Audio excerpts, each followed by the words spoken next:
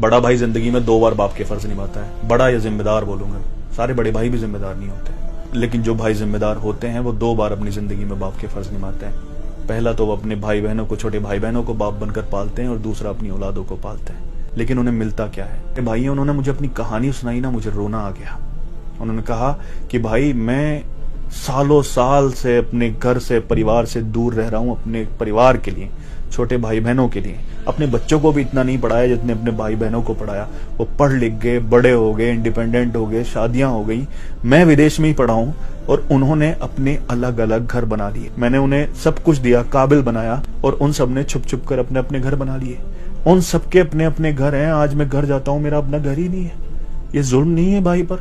बड़ी आसानी से कह देते हैं तुमने नया क्या किया है? सभी करते हैं? नहीं करते सब। अगर सब करते हैं तो तुम भी छोड़ो ना घर इतने दिनों के लिए। उसी माँ की कोख से पैदा हुए हो, तुम भी अपने बच्चों से दूर रहो, तुम भी अपने बीवियों से दूर रहो, तुम भी उन जनाजों से दूर रहो जो तुम्हारे अपनों के तुम्हारे पीछे उठ गए हैं, तुम भी उन त्योहारों से दूर रहो जो तुम्हारे पीछे घर पे मनाए गए हैं।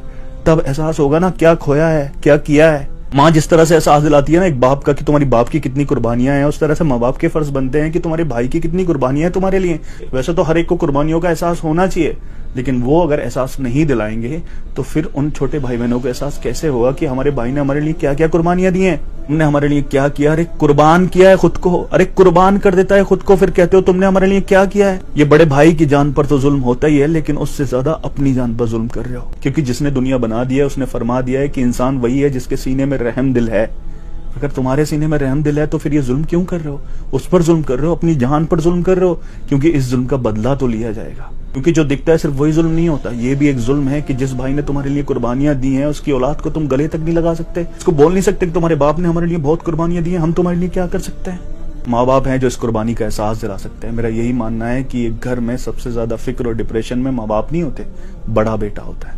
काश मेरी ये बात लोगों के दिलों में उतर जाए और वो अपने बेटों को गले लगाकर, अपने भाइयों को गले लगाकर कहें कि आपने हमारे लिए बहुत कुर्बानियां दी हैं, आप हमारे अपने हो। अपने ही घर में अपनों के बीच पराया फील करना दुनिया की सबसे दर्दनाक फीलिंग है।